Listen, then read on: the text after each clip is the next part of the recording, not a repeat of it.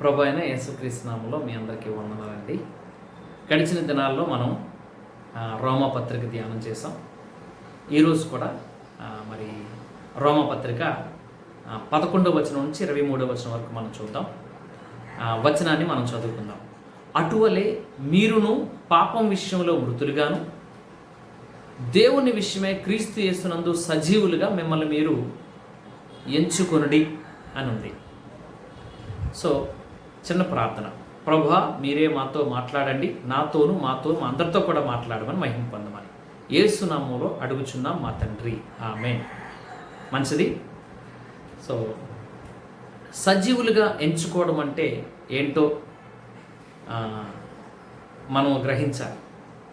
ఈ అధ్యాయానికి ఒక మంచి టైటిల్ ఇచ్చాం. ఏంటి ఆ టైటిల్ అంటే, ఒక క్రైస్తవుడు తనని తాను ఇలా ఎంచుకోవాలి అని. ఎలా ఎంచుకోవాలి అని అంటే, క్రైస్తవుడుగా ఎంచుకోవాలి. నేను క్రైస్తవుడిని అని ఎంచుకోవాలి, ఎప్పుడు మర్చిపోకూడదు. మనము క్రైస్తవులమైతే మనకు 3 అనుభవాలు ఉండాలి. ఏంటి ఆ అనుభవాలు? క్రీస్తు కలిగిన అనుభవం ఏంటి? ఆ అనుభవం ఆయన కలిగి ఉన్నాడు అని అంటే, ఆయన మరణించాడు మన పాపము నిమిత్తం. అంటే పాపము నిమిత్తం మరణించాడు, ఆయన పాతి పెట్టబడ్డాడు, తిరిగి ఆయన లేచాడు, పునరుద్ధానుడయ్యాడు. ఆ అనుభవాలు మనం కలిగి ఉంటే మనం క్రైస్తవులు అంటాం మనల్ని. ఏంటి అనుభవాలంటే, మనం కూడా పాపం విషయంలో మరణించాలి, మన పాప జీవితంలో పాతి పెట్టబడి తిరిగి మనము లేపబడాలి. బ్రతుకుంటున్న మనం ఎలా చనిపోతాం? ఎలా పాతి పెట్టబడతాం? ఎలా మరలా తిరిగి లెగుస్తాం? కాబట్టి యేసుక్రీస్తుని అంగీకరించినటువంటి వ్యక్తి బ్యాప్టిజం తీసుకున్నట్టు ద్వారా ఆ 3 అనుభవాలు జరిగిపోతాయి. అది ఒక సూచన అంతే. ఏంటదంటే, మనం బాప్టిజం తీసుకోవడం అనేది మరణించుట, మనం మునిగి తిరిగి బయటికి రావడం అనేది తిరిగి లేచుట. అంటే యేసుక్రీస్తులోనికి బాప్తిసం పొందిన మనమందరమును ఆయన మరణములోనికి బాప్తిసం పొందుతామని మీరు ఎరుగరా అనే మాట మనం చూస్తాం. బాప్తిసం పొందిన మనమందరము కూడా మనము ఆయనతో కూడా పాతి పెట్టబడ్డామని మనం ఎరుగమా అని అంటే, ఆయన మరణమందు మనము సాదృశ్యం గలవారం అయితేనే కానీ ఆయన పునరుద్ధానమందు మనకు సాదృశ్యం దొరకదు. అంటే పాపం విషయంలో చనిపోయాడు, నీతి విషయంలో ఆయన జీవిస్తున్నాడు, ఆయన సజీవుడై ఉన్నాడు. అలాగే క్రైస్తవులైన వారు పాపం విషయంలో చనిపోయిన వారు గాను, నీతి విషయంలో సజీవులుగా మనల్ని మనం ఎంచుకోవాలి. అంటే పాపం విషయంలో చనిపోయామని ఎంచుకోవాలి. అంటే చనిపోయిన వాడు పాపం చేయడు కదా, కాబట్టి పాపం మన ముందుకు వచ్చినప్పుడు నేను చనిపోయాను ఈ విషయంలో అని ఎంచుకోవాలి.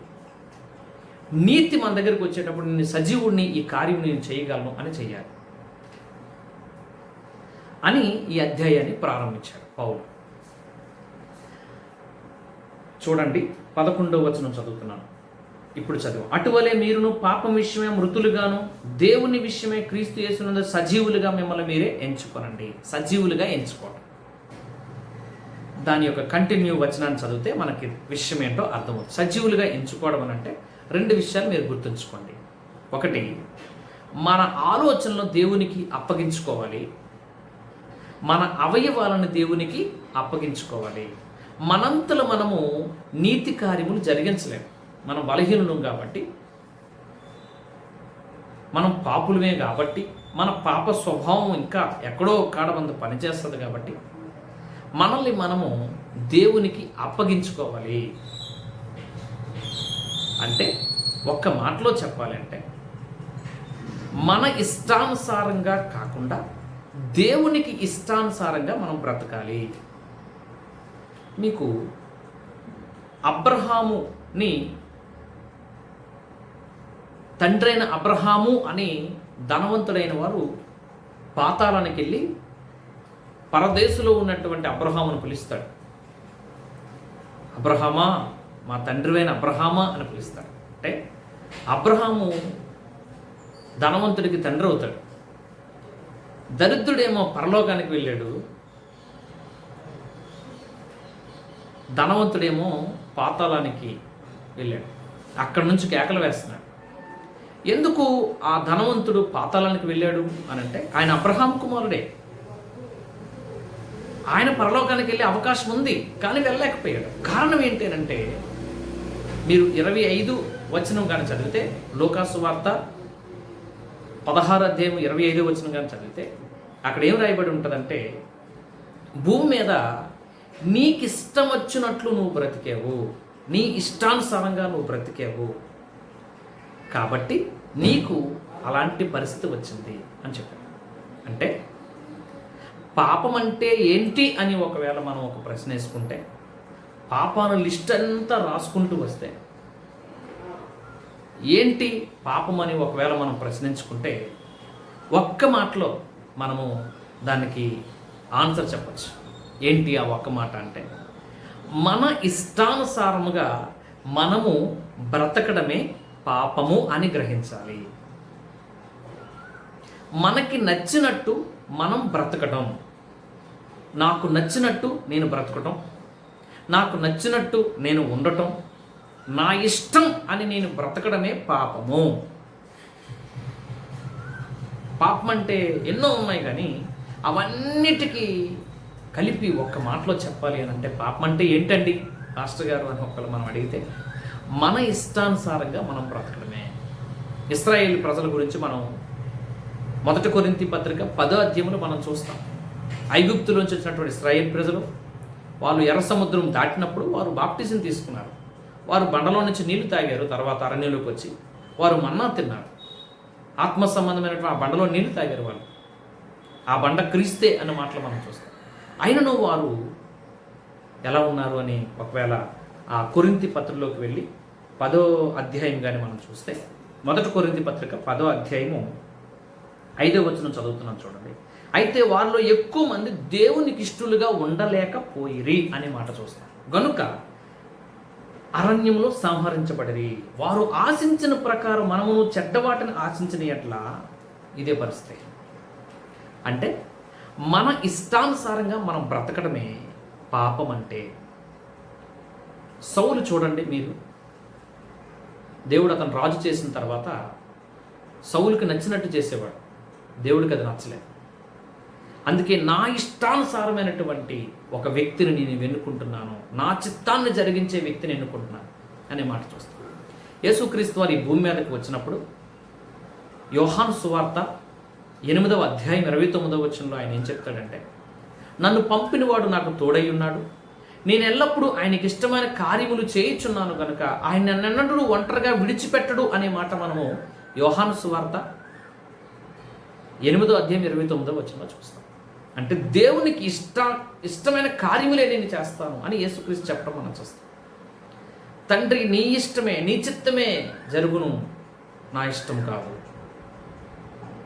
ప్రియమైనటువంటి ఈ మాటలు వింటున్నటువంటి దేవుని బిడ్డలారా, మనల్ని మనము సజీవులుగా ఎంచుకోవడం అంటే అర్థం ఏంటనంటే, మన ఇష్టాన్ని చంపుకొని దేవుణ్ణి ఇష్టానుసారముగా బ్రతకడమే మనల్ని మనం సజీవులుగా ఎంచుకోవడం.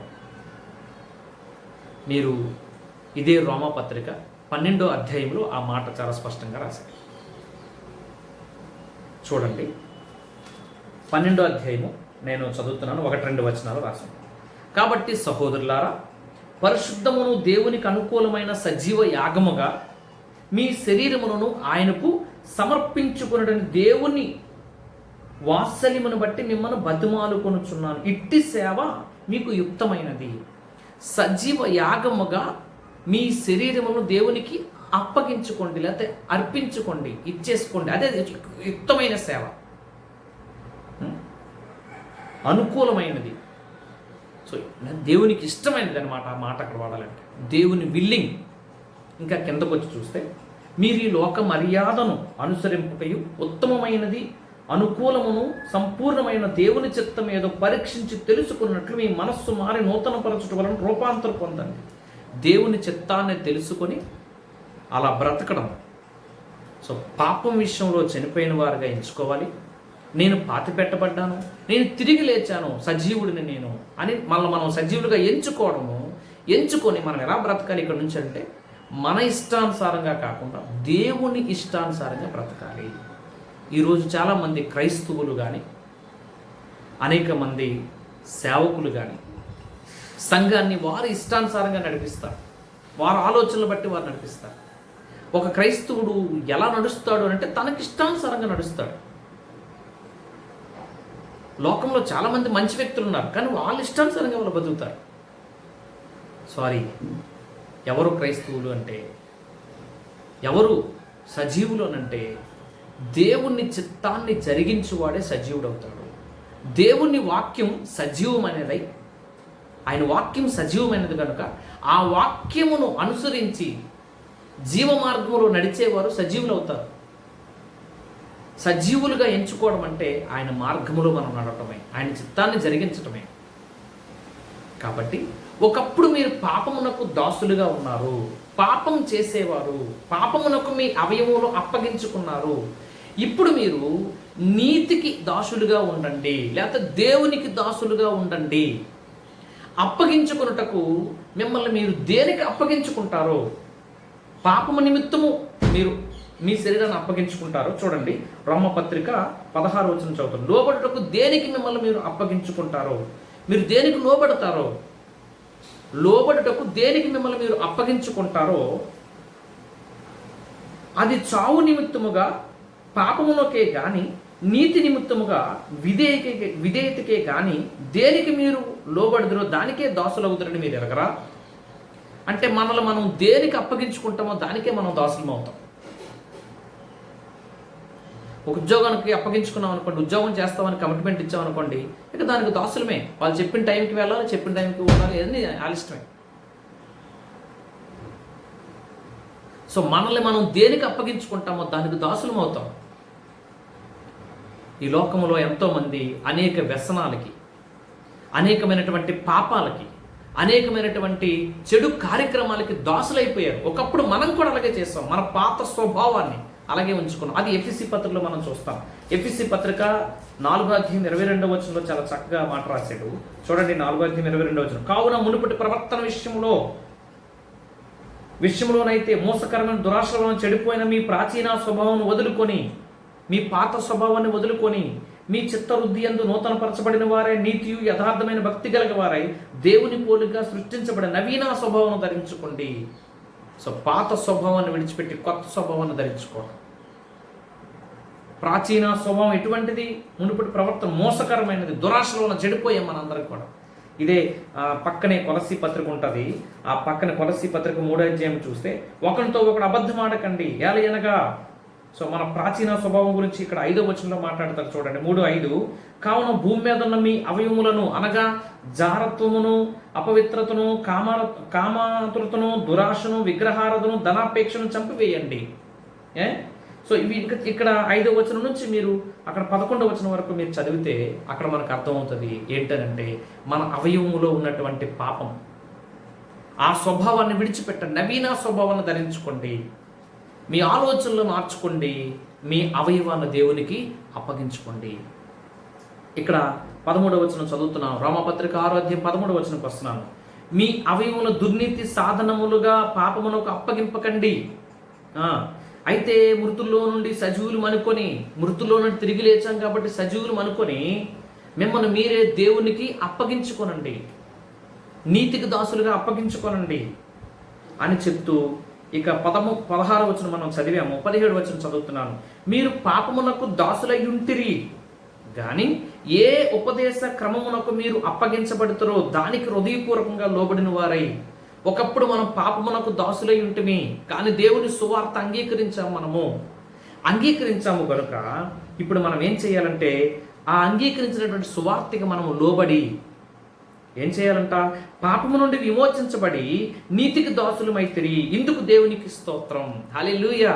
ఎస్, మన జీవితాల్లో మనం ఏం చేసామంటే, మన జీవితాన్ని పాపానికి అప్పగించుకున్నాం, మన శరీర అవయవాలు పాపం చేయడానికి అప్పగించుకున్నాం. ఈరోజే న్యూస్లో చూసాం, విజయవాడలో భయంకరమైనటువంటి రౌడీయిజం ఉంది. రౌడీలు ఉన్నారు. ఆ రౌడీయిజంతో ఒకరినొకరు కత్తులతో నరుక్కుంటున్నారు, రాళ్లతో కొట్టుకుంటున్నారు, చంపుకుంటున్నారు. చాలామంది చనిపోయారు అక్కడ. ఎంత ఘోరంగా ఉన్నారు ప్రపంచం, ఎంత ఘోరంగా మారిపోయారు ప్రపంచం. కానీ ఇలాంటి వ్యక్తులు కూడా బైబిల్ మార్చేసింది. ఎంతోమంది యేసుక్రీస్తుని అంగీకరించి వారి జీవితాలు మార్చుకున్నారు. బాంబులు పట్టుకున్నవారు బైబిల్ పట్టుకున్నారు. ఈరోజు గన్ను పట్టుకొని ఇతరులు చంపే లక్షలేట్లు కూడా ప్రభువుని అంగీకరించి ఇప్పుడు ప్రభు కొరకు బ్రతుకుతున్నారు. వాళ్ళు ఒకప్పుడు ప్రాణాలు తీసేవారే ఇప్పుడు ప్రాణాలు తీసేసుకుంటున్నారు. ఇతరు ప్రాణాలు తీసేవారు ఒకప్పుడు చిన్న చిన్న విషయాలకి ఘోరమైన నీచమైన కార్యాలు చేసేవారు. అలాంటి వారు ఈరోజు ఇతరుల కొరకు ప్రాణాలు పోగొట్టుకునేవారుగా ఉన్నారు. ఈరోజు క్రైస్తవులైన వారు చాలామంది. మనసు మార్చాడు దేవుడు. ఒకప్పుడు పాపమునకు దాసులు, ఇప్పుడు నీతికి దాసులుగా దేవుడు మనం చేసినందుకు స్తోత్రం చెప్పాలి దేవునికి. ఎంతోమంది ఉన్నారండి, ఎంతోమంది మనం చూస్తాం. నెట్లో మనం చూస్తే ఒకప్పుడు దేవుణ్ణి ద్వేషించిన వారు, ఒకప్పుడు దుర్మార్గమైన దొంగతనాలు, రౌడీయిజం, అనేకమైన నీచమైన కార్యాలు చేసిన వారు ఈరోజు దేవుణ్ణి నమ్ముకొని ఎంతో పరిశుద్ధంగా బతుకుతున్నారు. ప్రభు కొరకు జీవిస్తున్నారు. నేనే ఒక సాక్ష్యం. అనేక మంది ఉన్నారు ఇలాంటి వారు. సో ఇలా మార్చినందుకు ఒకప్పుడు పాపమునకు దాసులమైతే ఉంటేమి అందులో నుంచి మనం విమోచించబడి నీతికి దాసులమయ్యాం. దేవునికి స్తోత్రం చెప్పాలి. హల్లెలూయా. నీతి జరిగించడానికి దేవుడు సహాయం చేశాడు. ఒకవేళ అలా చేయకపోతున్నామంటే, ఇంకా మనం నీతిమంతులుగా బ్రతకలేకపోతున్నామంటే, సజీవులుగా మనం ఎంచుకోలేకపోతున్నామంటే, పాపంలోకే దాసులుగా ఉన్నామంటే సరైన విమోచన మన జీవితాల్లో జరగలేదు. సరైన పశ్చాత్తాపం మన జీవితంలో జరగలేదు. సరైనటువంటి దేవుడి నుంచి నీకు ఎన్కౌంటర్ జరగలేదు. దేవుడిని నిన్ను దర్శించలేదు. ఒకప్పుడు పౌలు దోషకుడు, హింసకుడు, హానికరుడు. దేవుడు అతను దర్శించాడు. అతను మారాడు.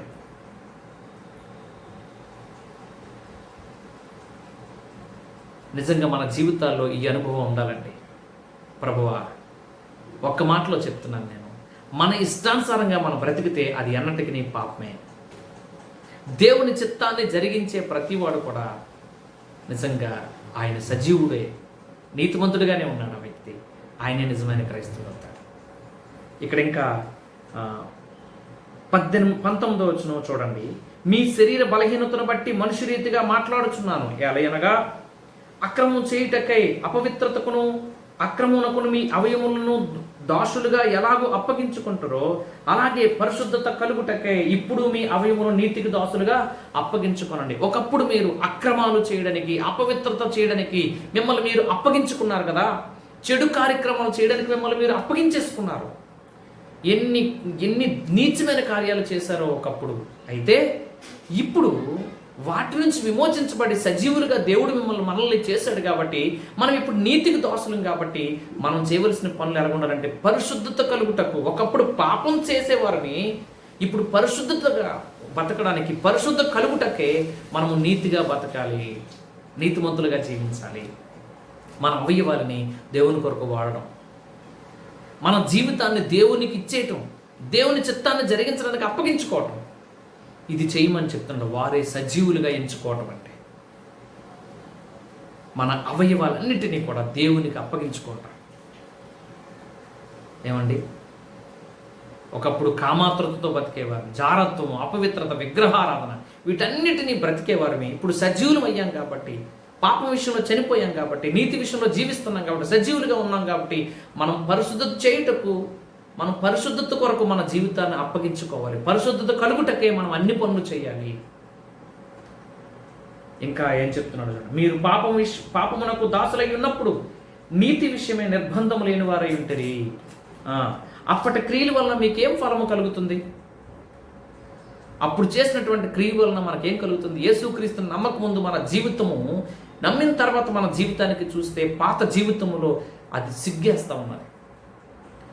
కొంతమంది తాగుడు వారు విపరీతంగా తాగి రోడ్ల మీద పడిపోయి బూతులు తిట్టుకొని, గొడవలు ఆడుకొని, కొట్టుకొని, చంపుకొని, నరుక్కొని, నీచమైన మాటలు మాట్లాడుకొని ఉండేవారు. ఆ పాత జీవితాన్ని తలుచుకొని యేసుక్రీస్తుని నమ్ముకున్న తర్వాత వారు సిగ్గుపడతారు. అయ్యో, ఎంత అపవిత్రంగా జీవించాను ఒకప్పుడు అని సిగ్గే కలుగుతుంది. పాపం చేసే వ్యక్తికి యేసుక్రీస్తుని నమ్ముకున్న తర్వాత ఇంకా పాపం చేస్తూ ఉంటే నీకు సిగ్గే లేదంటే నువ్వు క్రైస్తవుడు కాదు. విమోచన జరగలేదు, నువ్వు నిత్యత లేదు. నిశ్చయముగా తెలుసుకోండి. ఎఫెసీ పత్రికలో చాలా చక్కగా, ఈ పుస్తకంలో చాలా విషయాలు చెప్పాడు, కానీ ఎఫెసీ పత్రికలో గురించి మీతో, ఎఫెసీ పత్రిక చూడండి ఎఫెసీ పత్రికలో ఏం చెప్తాడనంటే మీలో 5వ అధ్యాయం 3వ వచనం చదువు. మీలో జారత్వమే కానీ ఏ విధమైన అపవిత్రతయే కానీ లోభత్వమే కానీ వీటి పేరుని ఎత్తకూడదు, ఇది పరిశుద్ధులకు తగదు. ఒకప్పుడు ఇవన్నీ చేసేవారు. చూడండి కృతజ్ఞత వచనమే ఉచ్చరింపవలను కానీ మీరు బూతులైనను పోకిరి మాటలైనను సర్వశక్తులను ఉచ్చరింపకూడదు, ఇవి మీకు తగవు. వ్యభిచారినను అపవిత్రుడైనను విగ్రహారాధకుడైనను లోభి అయినను క్రీస్తు యొక్కయు దేవుని యొక్కయు రాజ్యమునొక హక్కుదారుడు కాడన్న సంగతి మీకు నిశ్చయముగా తెలియను. సో ఇలాంటి కార్యములు చేసేవారు దేవుని రాజ్యానికి వారసులు కారు, హక్కుదారులు కారు. అంటే అలాంటి వారు సంపూర్ణ మారు మనసు పొందలేదు. మన పాత జీవితం పాతి పెట్టబడకపోతే, మన పాత స్వభావం పాతి పెట్టబడకపోతే, ఇంకా ఆ పాపంలో మనం కొనసాగుతుంటే దేవుడు క్షమిస్తాడులే, ఆయన కృప విస్తారం కదా అని చెప్పి ఇంకా అందులో మనం జీవిస్తే మనము సజీవులము కాదు, మనం క్రైస్తవులమే కాదు.